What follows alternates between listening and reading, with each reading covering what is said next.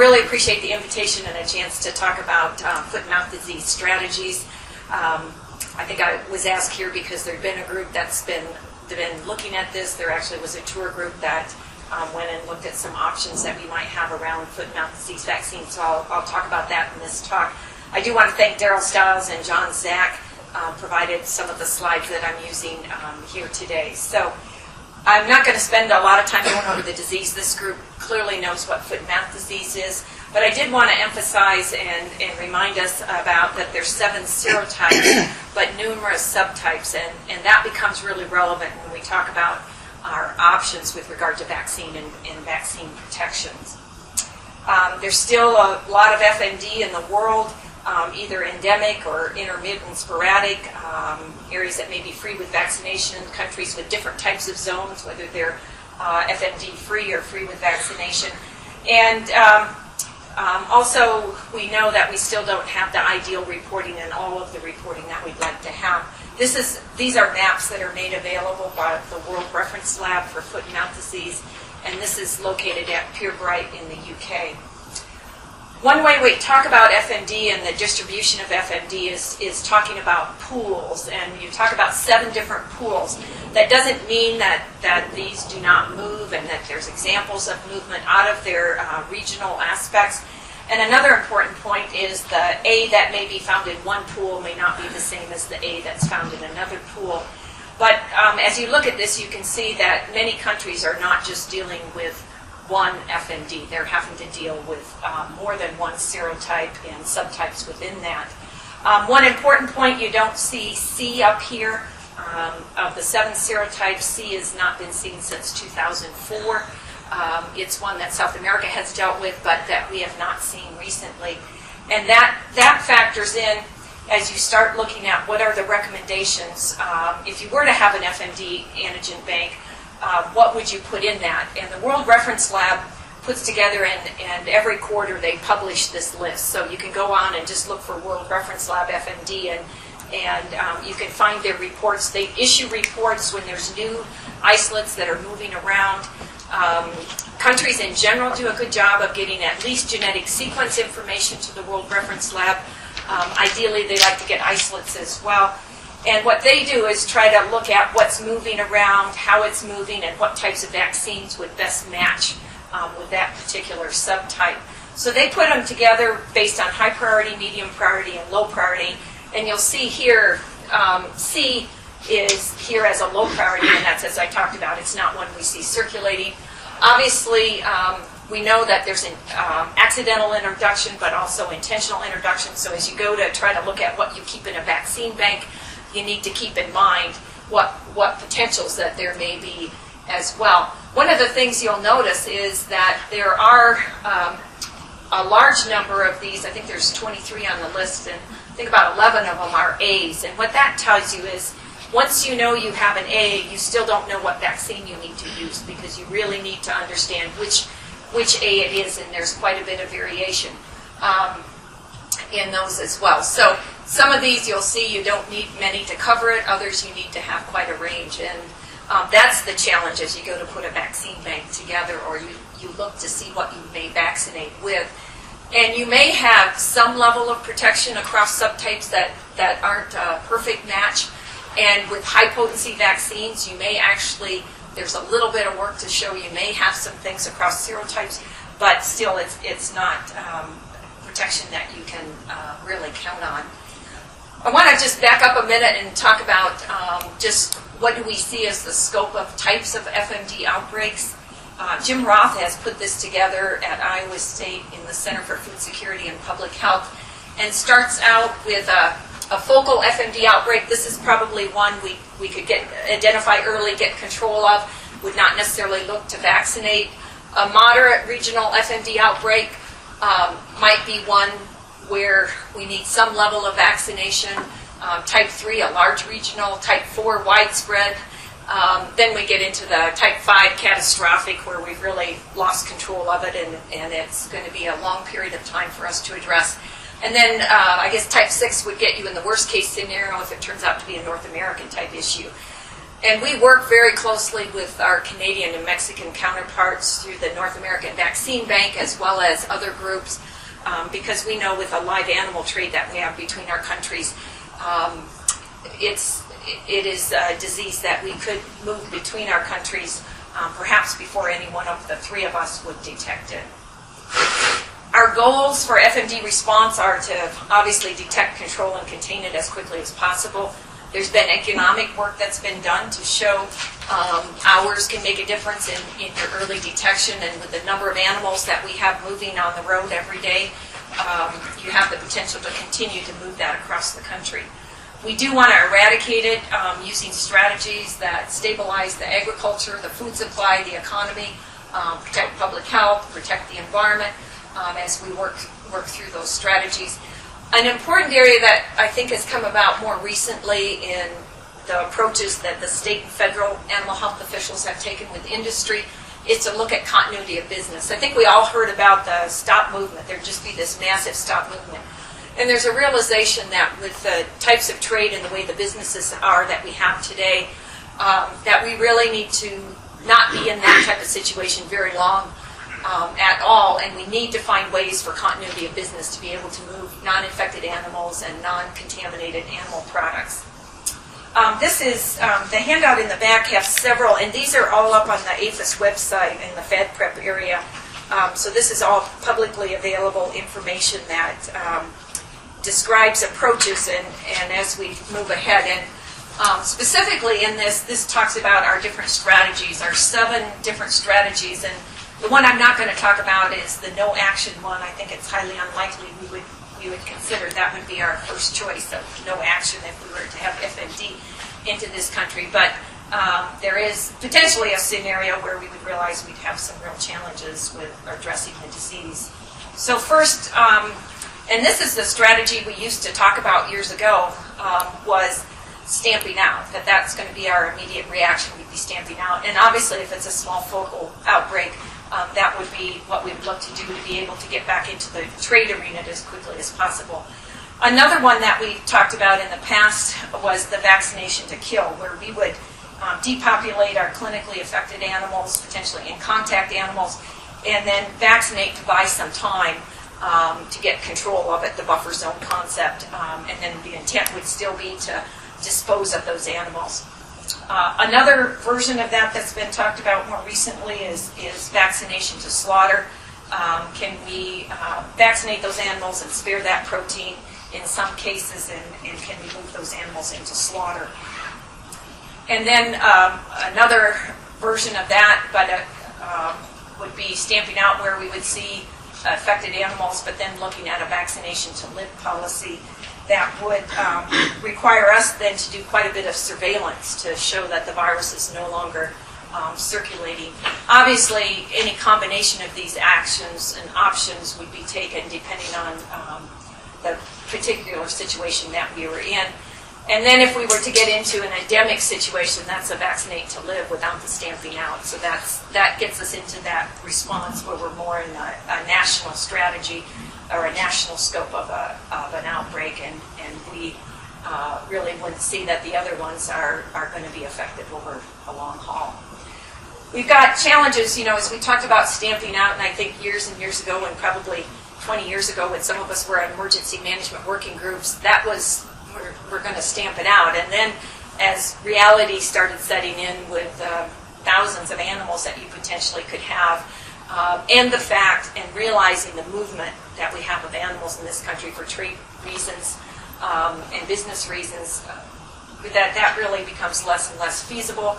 We still are doing work to look at better options across the different species, but none of the options for carcass disposal are any of them that are really going to be strongly viable, and as well as with large numbers of animals, you have the public acceptance of that and actually the ability to actually physically do that with the resources we have. Obviously, burial presents its own environmental type issues as well. So what we're left with is really a balanced response strategy where we want to control the outbreak, protect the environment, minimize the loss of protein, and look at how we can spare protein. How can we limit the economic losses, maintain our food supplies, and sustain commerce? One area that groups have been actively engaged in regarding how can we look at business continuity and how can we almost pre-approve plans that will allow us to allow commerce to continue to take place. There's been active work in other groups as well on the avian influenza side. There's been a lot of work done on eggs and products and poultry. Two that have had a lot of work, and there's people in the room that know much more about the details of these, would be the secure milk supply. I remember years ago sitting in meetings and it was going to be, well, we'll just be dumping all the milk. And then somebody asked the pertinent question of where would we be dumping all that milk? And that creates its own issues just in and of itself. So they've had active programs working to secure milk supply, the secure pork supply as well, looking at with the different productions on different sites in different states. You really can't hold up that commerce for very long without some animal welfare slaughters needing to take place and really severe business economic aspects. And I think these have really been very good state, federal industry plans that have been put together, and I think they're good opportunities for the industry to look at how can it be a part of the decision-making pre-planning so that we're not sitting around the table in the midst of an outbreak trying to make decisions about that you've had chances to talk those through and give folks opportunities to have the biosecurity measures in place that will allow them to have more options for their business. So the secure food supply plans, again, encourage you. FAD prep is kind of the code words for our preparedness and response plans. And again, on the APHIS website, there's a variety of information there that's available. Some of you are familiar with the NIAA, the Emergency Response Corps, to try to have veterinarians and AHTs that would be more readily accessible. That still is not recognized as providing all the resources needed. More recently, there's been discussions about if we did go to vaccination, having, obviously, industry knows how to vaccinate animals. They're doing it all the time. And how can you have a system in place that allows, if you have sufficient vaccine, that you can have it more broadly available. National Veterinary Stockpile is an area that has the ability to really to try to look at what do you need to have in addition to vaccine, what are the other support measures that you need to have in place. So PPE if it's needed, decon supplies. The antiviral medications are not for the animals, they're for people if they're dealing with like avian influenza. Vaccine, there's been limited amounts of vaccines. The National Veterinary Stockpile has not stockpiled FMD vaccine. They've had avian in the past and CSF, but not FMD vaccine. Obviously, animal handling equipment, if you're having to vaccinate or depopulate them, you have quite a bit equipment needs, as well as how would you transport vaccine if you had to and make sure it maintains your cold chain that you need to have. I want to just give an idea without, and I'll just say what the bottom number is at the bottom, but just to show, as we initially looked at vaccine years ago, we were looking at a very limited use, and I think not necessarily looking at the numbers of animals that could potentially be involved. This is Iowa outbreak, just one county, and has up to 2 million, over 2 million animals affected. It has bovine, swine, sheep, and goats, and that is one infected county. When you got to 3 infected counties, you're up to over 4 million animals. That would be potentially in the 3 that they picked. As well, showing the sheep and goats, swine, and bovine, that would be in those infected and buffer zones. If you got up to 9 infected counties, depending on where you modeled it, you could be over 15 million animals. So 2 million bovine, 13 million swine, and 150,000 sheep and goats. So it shows very quickly the scale of number of animals that could be involved if you're looking to provide some vaccine. And then if you wanted to vaccinate the susceptible species in that state, you had your infected zones and then did a vaccine zone around. And you look at a state of Iowa, you could be at getting up to close to 24 million animals that you're looking to vaccinate. So these are the kind of numbers that people started taking a look at. And as VS started looking at responding to one livestock dense state, one question was how many animals could that be, and looked at 24 million animals. So that would be just one state. We haven't spread to other states yet. California, just similar types of things. Larger sheep and goat populations potentially there in California. So one county could have 2.5 million, five counties, you could be at 4.6. If you started looking at have moved it somewhat between 3 states, another 6 million animals. You had 6 infected counties, you're up to about 11. 12, you could be at 18 pretty quickly based on their modeling. So you can see, you have a lot of people say, how many doses of vaccine are you going to need? Well, and you can see the answer is it depends. It depends where it is, it depends the species. It depends of how much movement is taking place, and if you have multifocal outbreaks, if you happen to have spread it to multiple of those regions, not just one state like Iowa or one region like the Texas, Kansas, Oklahoma. So again, to kind of go back to the complexities of planning for vaccine, we have the 7 serotypes, and if you saw the World Reference Lab, their recommendations, high, medium, and low, of the subtypes of those serotypes that you should have in a vaccine bank.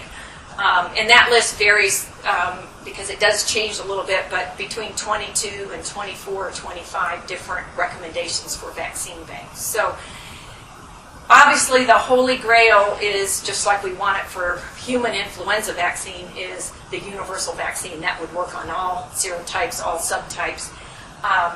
But in all the years we've had FMD, we haven't gotten there yet, and there isn't just that hope right on the horizon yet either. So most vaccines that are available are killed vaccines where you grow up the virus, which is an issue because we don't allow that type of production in the U.S. where you would grow live virus. Some of the, in the past, some of the releases have been from those types of plants, that the manufacturing plants that have to grow the volumes of virus to inactivate it and make the vaccines. There are molecular vaccines in development. There's a number of different molecular vaccines that are in the development. There's one that's received conditional license from CBB, but they're not commercially available, and they're not commercially available in the U.S., and they're not commercially available to be used in other areas as well. And that's one thing as we look ahead to technologies and try to look at what's our bridging strategy now till we can get to a molecular-based vaccine. You'd like to see those in normal commercial production so that they're viable at an effective price for countries that are more resource constrained to be able to use those. It isn't seen as a feasible option at this point. It may, depending on technologies that come down the road, to say there'll be a technology the U.S. will just have in reserve, and then if we need it, we'll pull it out and make a lot of that vaccine. There may be technologies in the future that would allow us to do that and swap out the constructs so you can make the particular vaccine for what you may have. But at this point, we're not at that point. And one of the challenges gets to be the use of it in different species. So because you do a construct on a molecular side that works with an A, doesn't mean it's going to work as well with an O.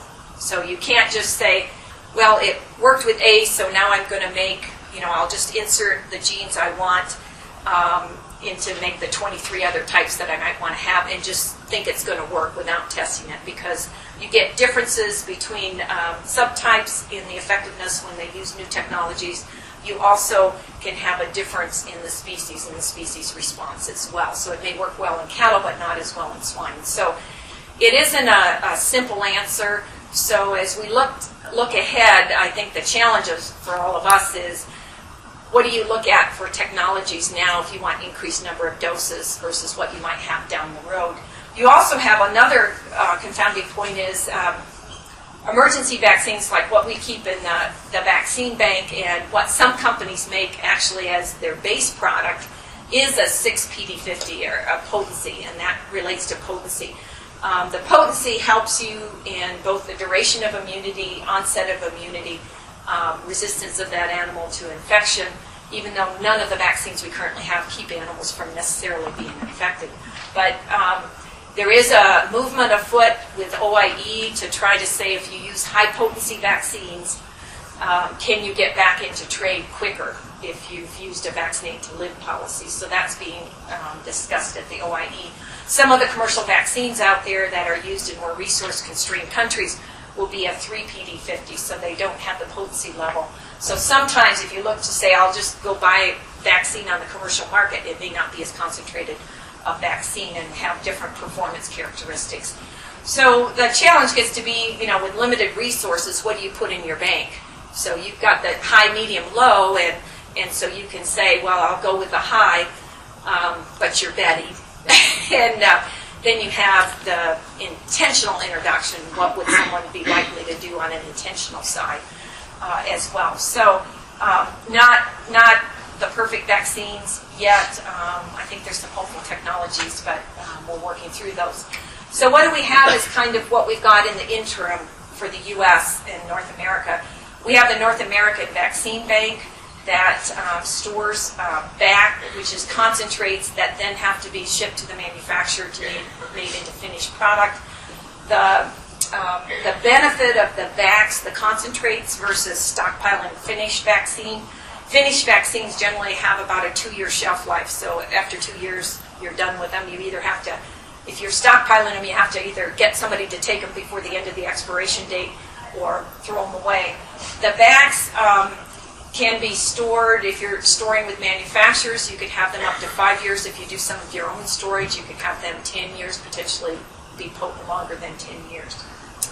So this bank started in 1982 between the 3 countries with that recognition of how connected we are with our borders.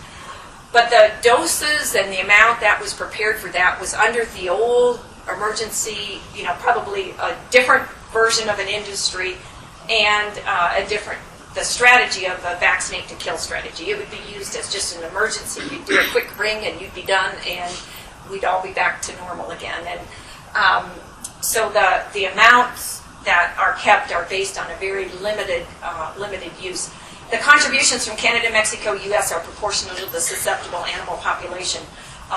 The Canadian proportion is 10%, the Mexico is 20%, and the U.S. pays 70% of the cost of when we acquire antigens and to run the bank. There's a commission that governs the bank, chief veterinary officer from each of the countries, and then there's a technical committee that provides scientific and technical recommendations, looks at what's circulating around, what do we want to have in the bank, what do we recommend when we're ready to buy an antigen. The bank is able to buy 1 to 2 antigens a year based on the budget it has. So the total budget for the bank is about $1.8 million between the 3 countries. So sometimes you can buy, the SATs are very expensive to buy. So it can take to buy a small number of doses of the SATs can take really $1.5 million or more. Some of the other ones are more in the $1 million range, but depending on how hard it is to grow the virus. But just to give you a scope, we're not adding multiple antigens every year to that, based on the contributions that we've had to date. We also have an emergency management working group that works on the guidelines of how to actually administer vaccine. I think you're all familiar, the bank is up at Plum Island, where it's under the Foreign Animal Disease Diagnostic Lab for NVSL, but that DHS provides the safety and the security controls. We store the vac there as well as do the testing. We do testing of the pilot vaccines as well as testing as we're storing the vacs for their potency. Recently there was a invitation to go to one of the vaccine manufacturers and take a look at options around how could you increase number of doses as well as how could you, what are other options rather than self-storing it as the North American Vaccine Bank or countries. There are countries that work with different manufacturers to have that vac that's stored. Generally those are operated, you store the vac for 5 years, you replace it every 5 years, and there's different kind of economic situations that may work through that, but the vaccine manufacturers are willing to store your vacs, then they're right there ready to be made into product as you go along.